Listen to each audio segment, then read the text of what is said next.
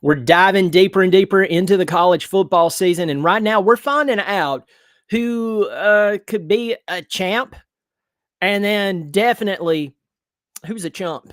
And I'm going to tell you this, man, it's just getting clearer and clearer.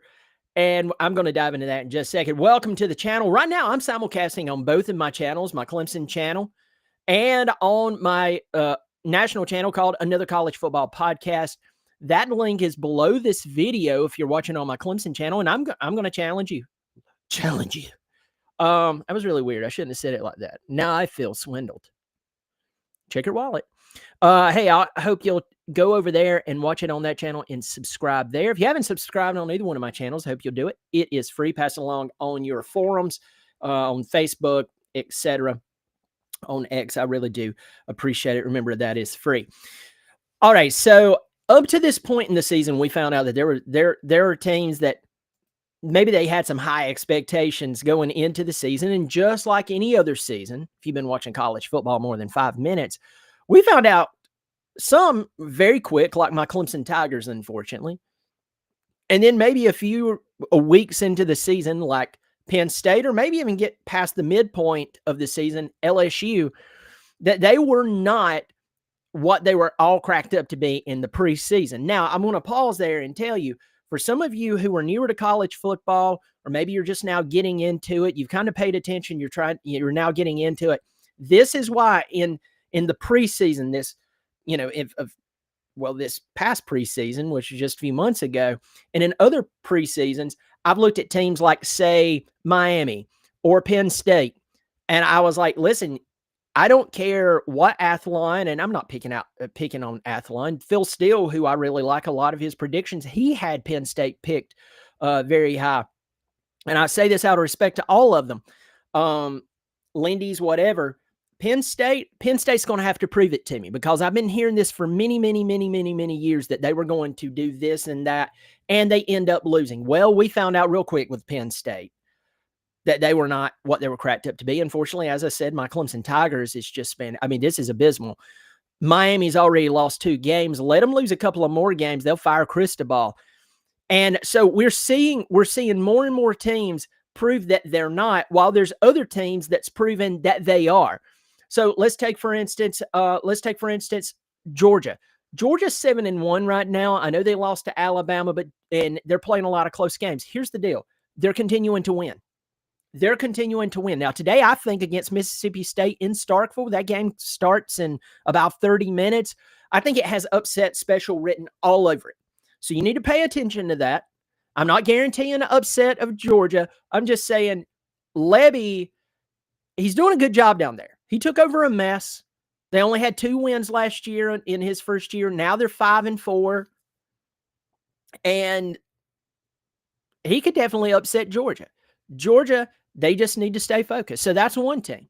Let's take a look at another team, Ohio State. Here they are, the defending national champions. They lost a lot of experience off that championship team last year. Of course, they have Caleb Downs. Of course, they have Jeremiah Smith. We know this, and we know that they pay a lot of money for a roster. It is legal now. So while we're playing these games we do things the old-fashioned way. Well, if you're so dedicated to the old-fashioned way, get rid of your car, get a horse and buggy. That's one thing. If you're dedicated to the old-fashioned way, don't you ever scan something at a grocery store or at a Walmart or anything like that. Go in there, demand to have a cashier, go through and individually ring up everything for you, and on one of those old machines, one of those old typewriters, and hand them cash money with exact change. Go to that. Don't you ever use plumbing, because that's a new concept basically in overall in history that's been adopted throughout the world. Well, that's new. Don't use plumbing.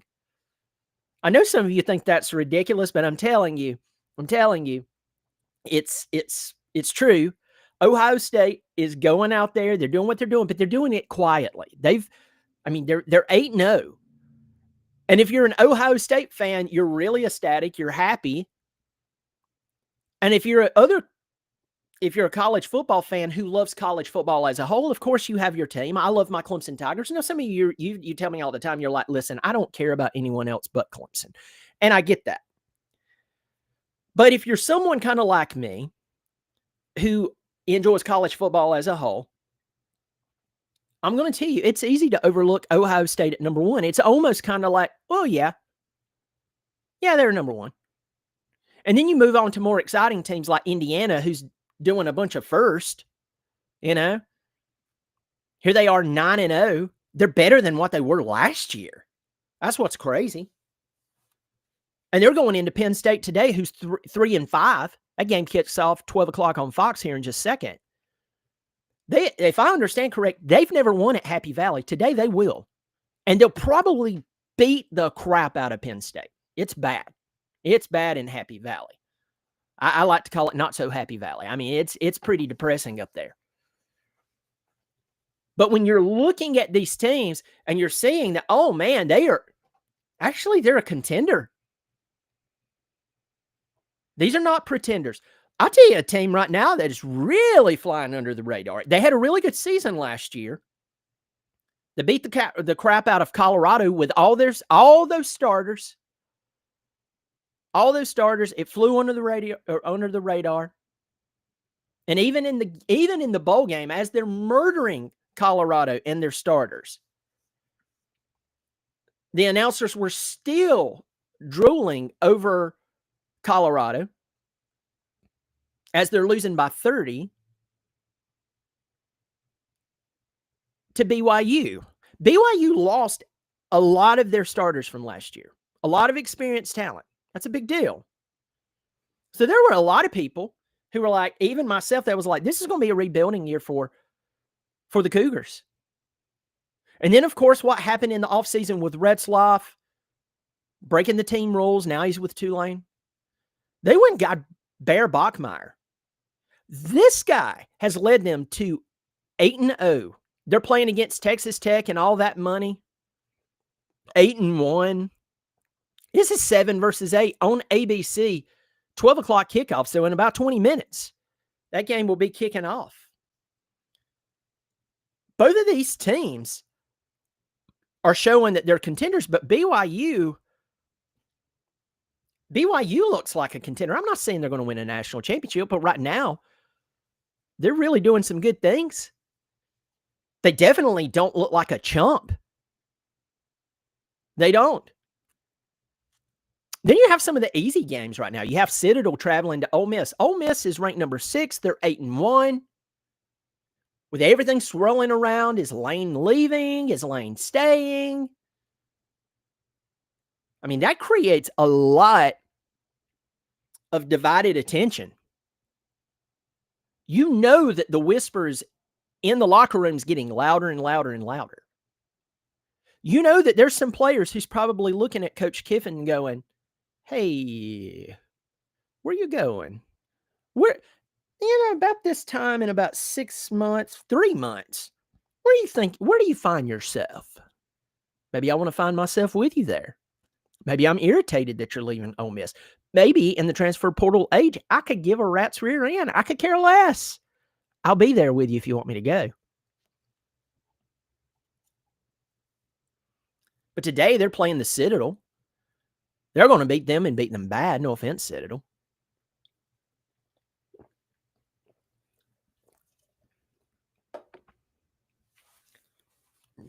They're on my still pump the brakes list. Ole Miss at 8-1. You're like, at 8-1, they're still on your pump the brakes list? Of course they're a good football team.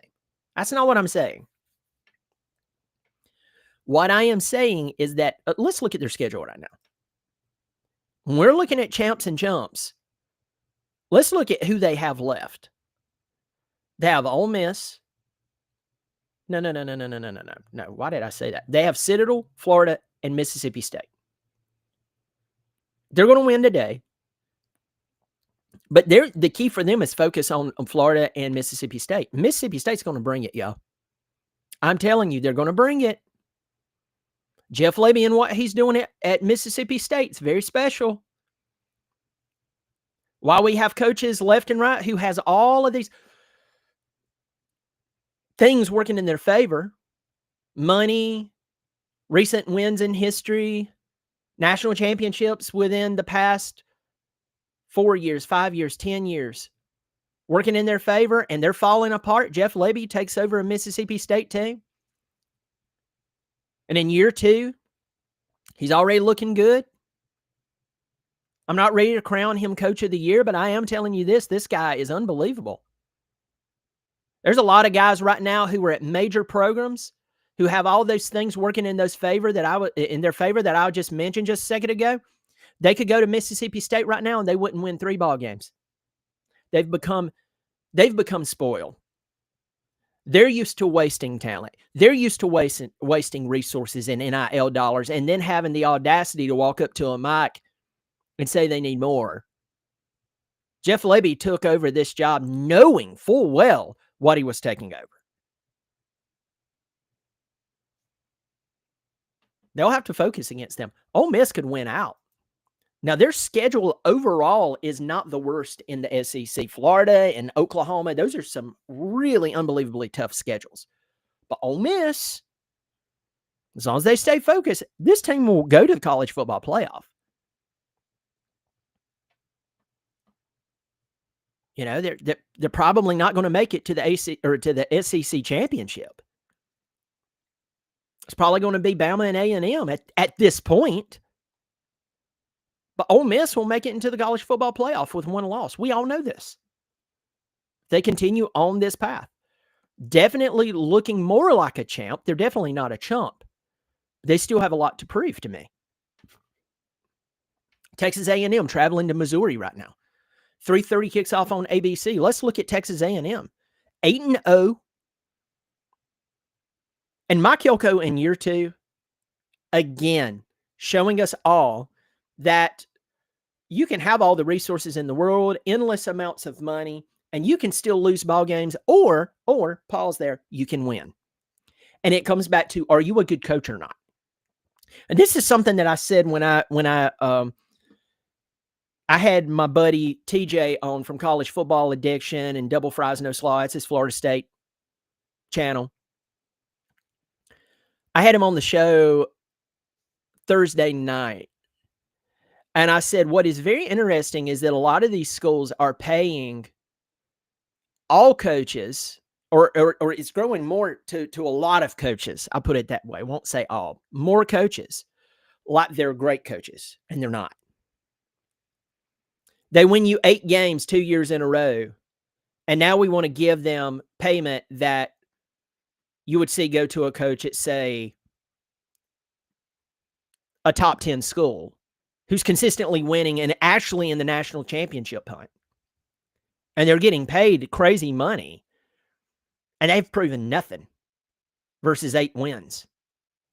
Now, I get 8 wins being good for you and your school versus history. But that type of money, you're wasting money. And donors should be the good business people that probably the reason that they made a lot of money, unless they inherited it. I don't want to knock people who's inherited money. There's some really smart people out there. They work really hard. And then there are people out there that history has shown us. Go dig into some of these very rich families who they were given a lot of money. They had like two patriarchal members of the family who made a ton of money, so much money that people for the next 4 generations could be rich and just blow it. Well, if that's some of the donors, no wonder that they're just wasting money because they didn't earn it.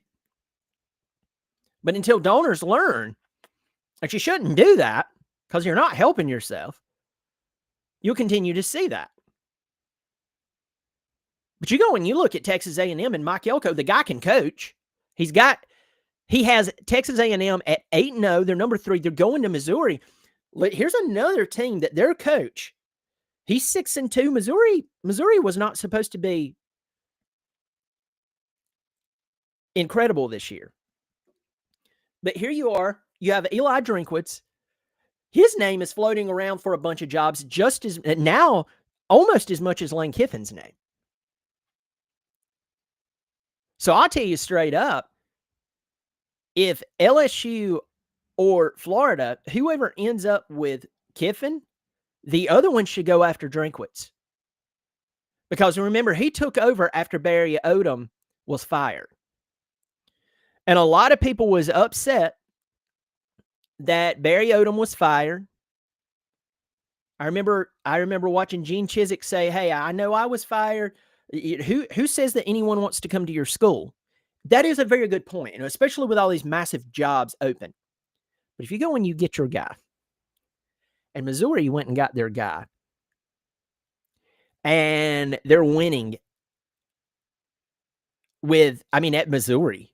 No offense, Tigers. Drinkwitz, can you imagine him?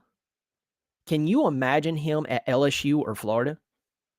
The guy was a winner at App State. He came into a bad situation at Missouri. It took him a little bit, but guess what? He's given them more success, consistent success that I know of. You probably have to go back to World War II. That's very common with a lot of teams. Someone will come on here and they'll correct me and go, "Well, back in 1942, sir, I'm sorry, I'm not thinking of that time when the world was just finding out that Hitler wasn't a good guy. Sorry, I didn't count that or remember that. Not to be a jerk here, but good grief, you know? The world was just finding out that loud guy with the funny mustache and the calm over probably wasn't your friend."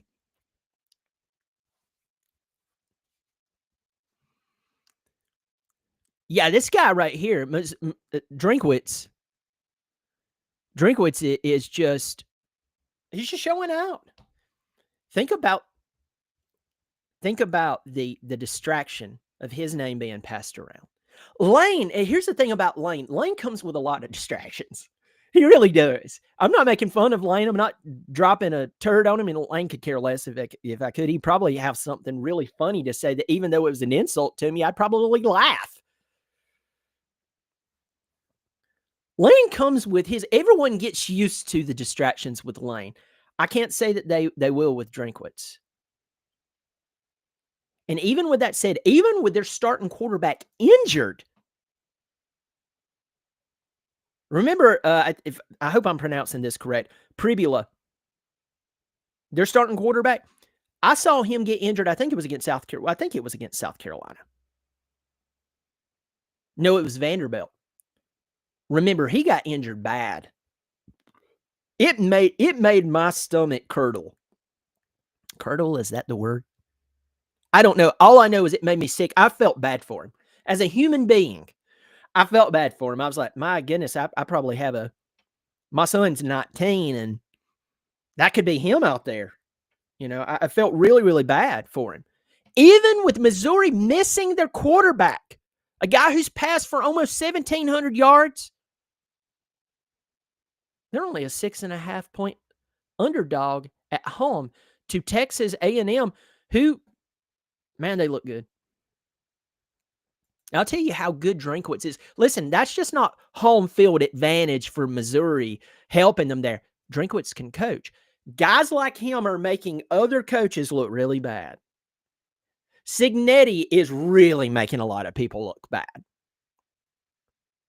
And I hope that he does. I hope Drinkwitz makes people look bad. I hope that he makes donors lie awake at night and go, why am I giving all this money to this program? And we're getting nowhere, but Missouri and Indiana, they're getting somewhere. Lane Kiffin takes over Ole Miss, and folks, you have to go back a while before Ole Miss was that good. He's getting them consistently to be good.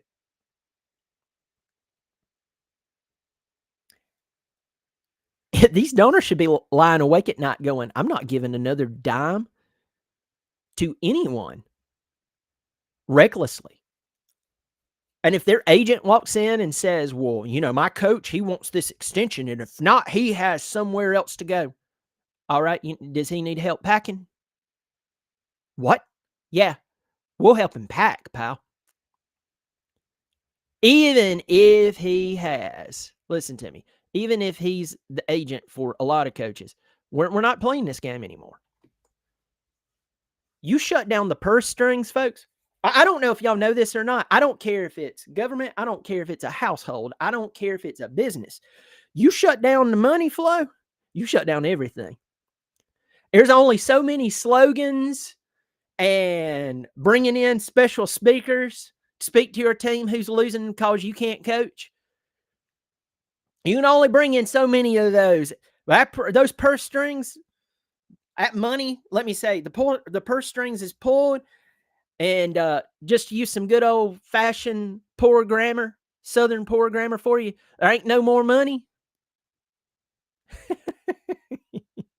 That's when things begin to get fixed. And guys like Drinkwitz and Signetti, they're proving more and more and more that most of these teams, I'm talking about big name schools, they don't have a good coach. They have an okay coach. And it's proven who are champs and who are chumps.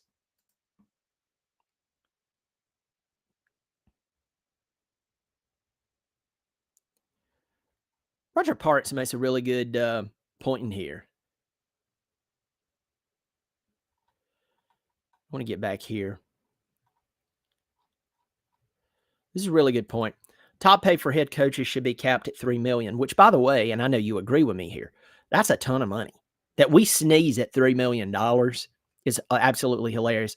Capped at $3 million and offer performance bonuses. Logically, that I agree with you. I agree with you 100%. You would see more coaches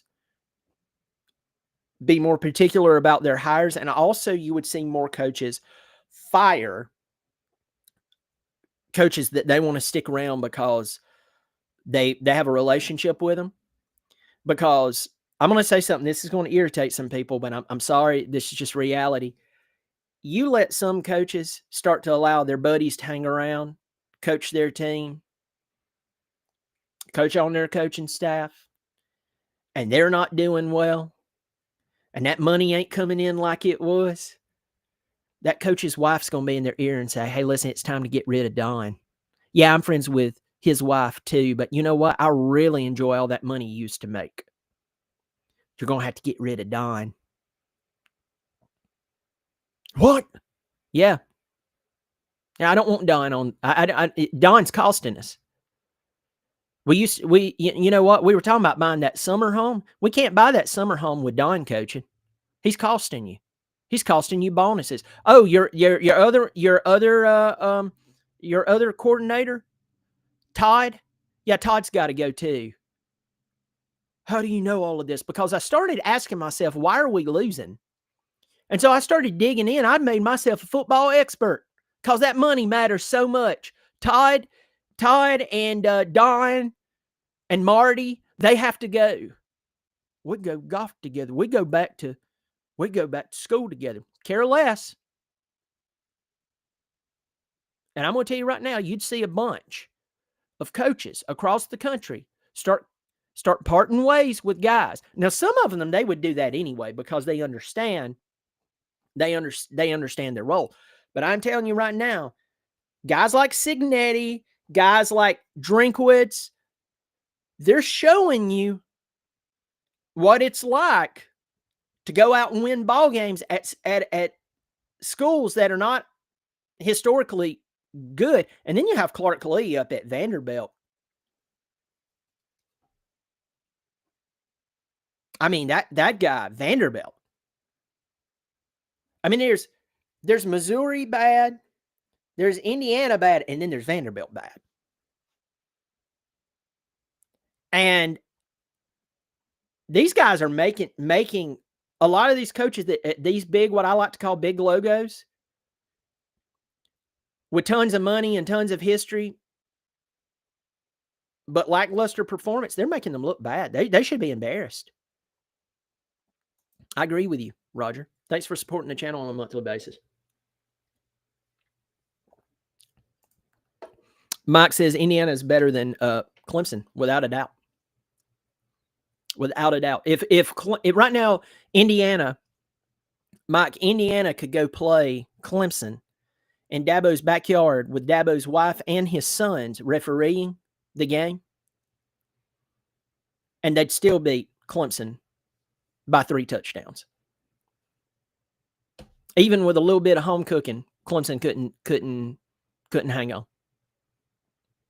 And on paper, which the game is not played, but it should matter at least a little bit. On paper, Clemson's a way more talented team, way more experienced team, way more continuity than Indiana, and Indiana would go in and beat them in Dabo's backyard. Go play them down at the YMCA. I mean, it is what it is, unfortunately. Good morning, afternoon. I just popped in to say hi and hit that like button. Enjoy your college football today, and good luck on your game. Go Canes. Good to see you, 904 Hurricane. 904 Hurricane, I have a question for you. Do y'all fire Cristobal if he loses one more game?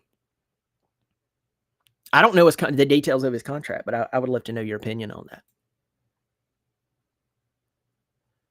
Reverse Froze says ESPN and YT dispute is ridiculous. Yeah, I canceled YouTube this morning, and it's probably ESPN that's behind it. Unfortunately, I'm trying to figure out what next plan I'm going to use, because I'm tired of paying an absorbent amount for a provider. I know there's the Hulu Disney bundle, and then you can pay extra to get certain ESPN. I'm not a fan of the monopoly. I will put it that way. ESPN has. It's good to see that NBC and CBS and Fox is becoming more and more competitive in the college football realm. But ESPN still has a lot of control, and it's just, anyway, it's annoying.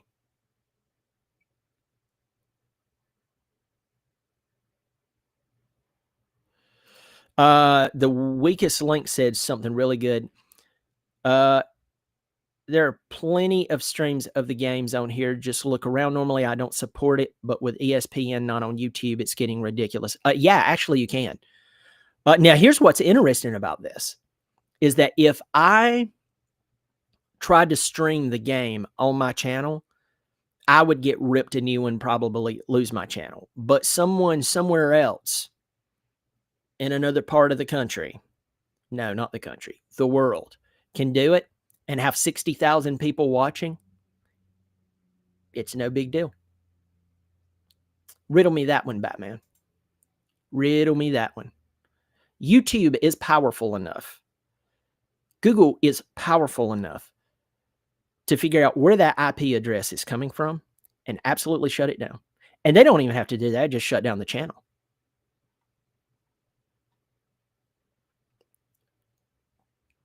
Buckeye Inc. says FSU going to get Dabo fired. I believe FSU is going to win this football game today.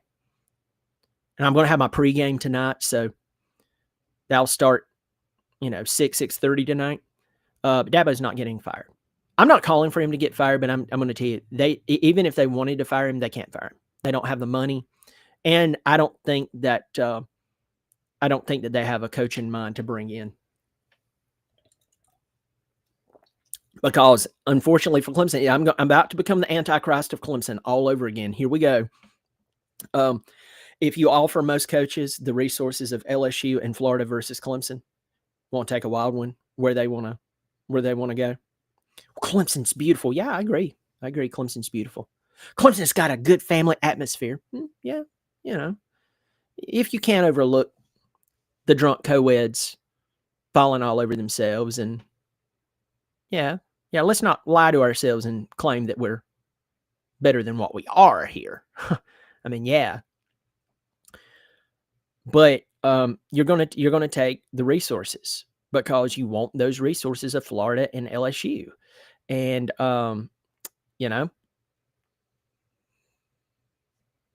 hate to say it that way. Now, if someone was trying to take over the program, say in 19, they'd probably take over the program because it was just running like a well-oiled machine.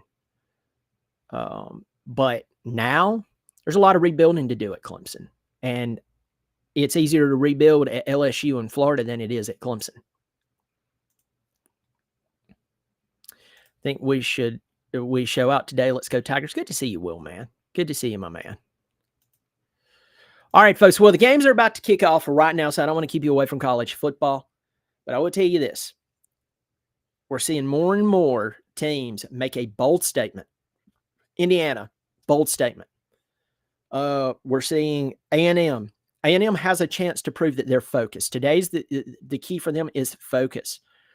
So Clemson tonight against Florida State. Florida State has some bright spots, and I think that's the difference. I think that Clemson's defense is just that poor. I think that they're busted coverages, and of course, I'll do the pregame tonight. I hope you'll see me on my Clemson channel. I mean, you're going into what? This is game 9, and you're still having busted coverage. That shouldn't even happen in week 1 at Clemson, much less week 8 like it was this past week, but it is. I just let you know there's a ton of problems there, and it's not going to be fixed by tonight to see Florida State winning the ball game. So anyway, well, y'all take care of yourself. I'll catch you later, and y'all be good. And subscribe to both channels. The link to another college football podcast is below this video. Go check it out and pass it along in your forums on Facebook.